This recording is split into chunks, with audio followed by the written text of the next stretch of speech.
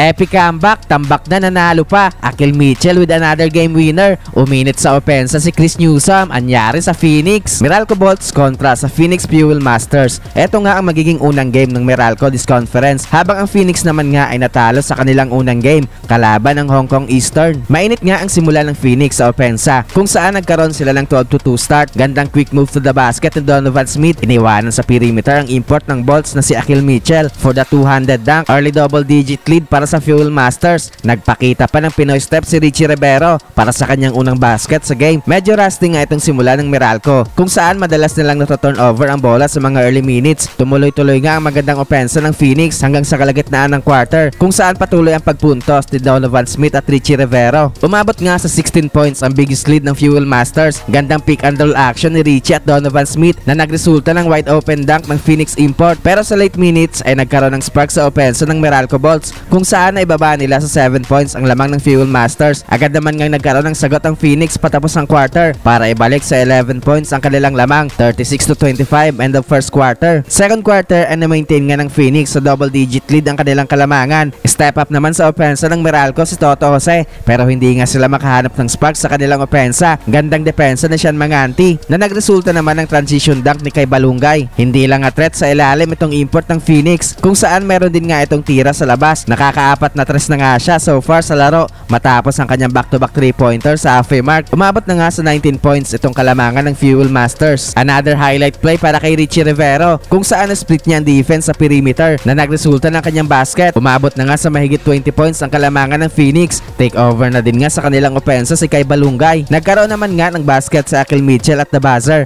pero lamang pa rin nga ng 19 points ang Phoenix, 73-54 halftime. Third quarter ay naging agresibo nga kaagad sa opensa si Chris Newsome. Malaki-laki din nga itong kailangang habulin ng Meralco para makabalik sila sa game. Paunti-unti nga pagbawas ng Bolts sa kalamangan ng Phoenix, kung saan sa halfway mark ay tuluyan na nilang naibaba sa single digit ang kanilang hinahabol. Namimintis na din nga ng Phoenix ang kanilang mga tira. Baba na sana sa 7 points ang lamang ng Fuel Masters, pero naging pamatay sunog nga itong naging 4-pointer ni RJ Azul, at hindi nga nagtagal ay sinundan ulit yan ng another 4-pointer na ngayon naman nga ay galing naman kay Alejandro. Kaya balik sa 13 points ang lamang ng Phoenix, 91-78 end of third frame. Fourth quarter ay si Aaron Black naman nga naging agresibo sa opensa, kung saan nagkaroon ito ng 5 straight points sa early minutes. Step up na din nga offensively si Johnson Reyes na panay naman ang atake sa basket, na ibaba na nga sa 6 points ng Bolts ang kanilang hinahabol. 4-minute mark ay baba na lang sa 1 puntos ang lamang ng Phoenix matapos ang top of the key 3-pointer ni Chris Newsome. Struggle na nga makakuha ng basket at ng Phoenix, kung saan nakuha na nga ng Meralco ang kalamangan after ng 3-pointer ni Bong Quinto. Tuluyan na nga nakontrol ng Bolts ang laro sa late minutes, pero nagkaroon nga ng run ng Phoenix sa huling segundo ng laro, kung saan naitabla na nila ang score after ng basket sa ilalim ni Donovan Smith. With 1 second ay nagkaroon ng big basket si Akil Mitchell para magbigay ng kalamangan sa Meralco. Yan na din nga naging game winner sa laro, kaya panalo nga sa game na ito ang Meralco Bolts.